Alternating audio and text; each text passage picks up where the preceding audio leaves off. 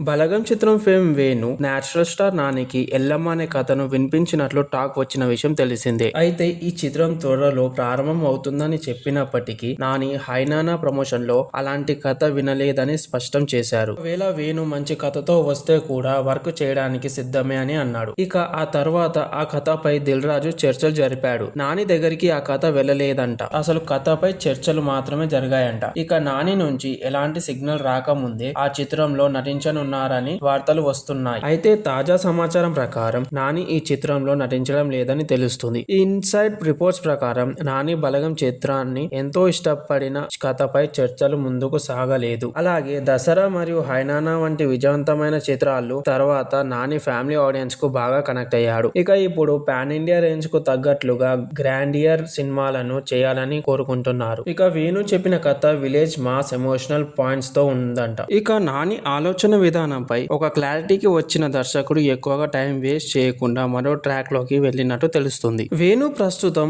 తన కథలను ఇతర హీరోలకు వినిపిస్తున్నారు మరియు దిల్ రాజు ఈ సినిమాను నిర్మించనున్నారు. ప్రస్తుతం నాని వివేక్ ఆత్రేయ దర్శకత్వంలో సరిపోదా శనివారం అనే సినిమా చేస్తున్నారు. అలాగే దసరా దర్శకుడు శ్రీకాంత్ ఓదేలతో మరో సినిమా కూడా లైన్ లో ఉందండి. సుజిత్ దర్శకత్వంలో కూడా ఒక సినిమా కూడా చేయాల్సి ఉన్నప్పటికీ దానికి నిర్మాత ఫైనలైజ్ కాకపోవడంతో డివివి దానయ్య ఆ ప్రాజెక్ట్ నుంచి తప్పుకున్నారు. ఇక నాని సుజిత్ తో ఛాన్స్ మిస్ చేసుకోవద్దని మరో నిర్మాతను రంగంలోకి దింపే ప్రయత్నం చేస్తున్నారు. అలాగే లిస్ట్ లో మరో ఇద్దరు దర్శకులు కథలు కూడా ఉన్నాయంట. కథలు పూర్తి స్థాయిలో సిద్ధమైతే నాని వాటిపై కూడా త్వరలోనే ఒక నిర్ణయం తీసుకోనున్నారు.